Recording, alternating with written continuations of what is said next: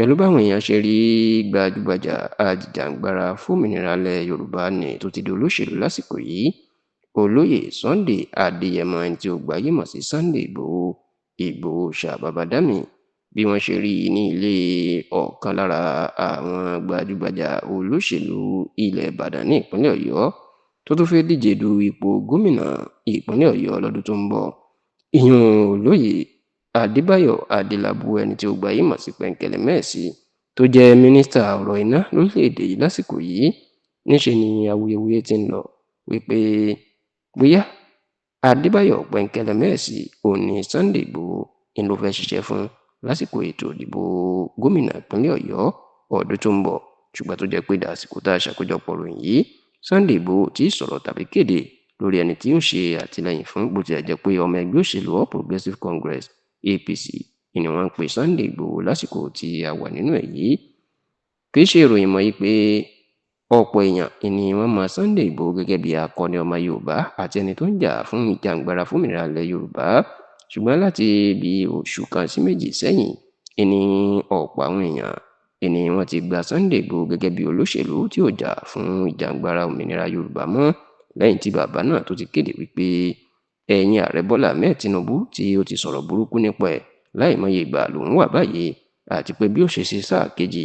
ni ó kàn òun nítorí pé òun ló gba òun sílẹ̀ lọ́wọ́ òfin tí ìjọba àná lábẹ́ olóògbé Muhammadu Buhari gbèlú òun pé ọ̀daràn lòun ò gbọ́dọ̀ wọ orílẹ̀-èdè Nàìjíríà, tó sì ní nǹkan ẹyọ̀kan tóun yóò fi fẹ̀mí ìmoore hàn ni kóun ṣàtìlẹ́yìn fún Tinubu láti rí sáà kejì ṣe. ṣáò látìgbà náà ni ọ̀pọ̀ ọmọ Yorùbá náà ti ń sọ̀rọ̀ burúkú sí Sunday Ìgbòho, bẹ́ẹ̀ lọ́pọ̀ àwọn kan ti ń padà lẹ́yìn ẹ̀ wípé kì í ṣe nǹkan tí àwọn jọ gbèrò rèé tẹ́lẹ̀, nítorí pé ó ti jẹ́ káwọn mọ̀ pé ọ̀tá ìran Yorùbá ni Tinubu tẹ́lẹ̀, ṣùgbọ́n tó tún wá padà yí òun padà báyìí, tó lè jẹ́ pé ọ̀rọ̀ yìí ni ó di wàhálà gidigidi lórí ẹ̀rọ ayélujára. ṣá o, nínú ọ̀sẹ̀ tí a wà nínú ẹ̀ yìí ni fọ́nrán Sunday Ìgbòho ní ilé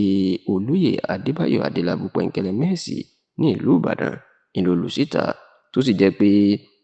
ẹni tó jẹ́ amúgbálẹ́gbẹ̀ẹ́ ìyẹn personal assistant fún Adébáyọ̀ Adélábù Pẹ̀nkẹ́lẹ́ Mẹ́ẹ̀sì, èyí tí orúkọ ẹ̀ ń jẹ́ Ajíbóyè Àkàndé tí ìnagijẹ tó ń jẹ́ Bóyé Nation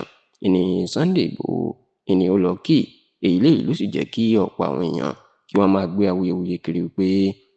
bóyá Adébáyọ̀ Adélábù òní Sunday Ìgbòho yóò ṣiṣẹ́ fún nínú ètò ìdìbò gómìnà ìpínlẹ̀ Ọ̀yọ́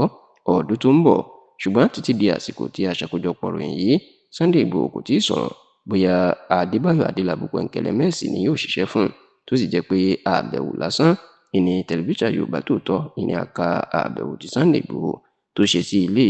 Adébáyọ̀ Pẹ̀nkẹ́lẹ́ Mẹ́ẹ̀sì àti Bóyé Nation tó ṣe sí wọn ní inú ọ̀sẹ̀ tí a wà nínú ẹ̀ yìí.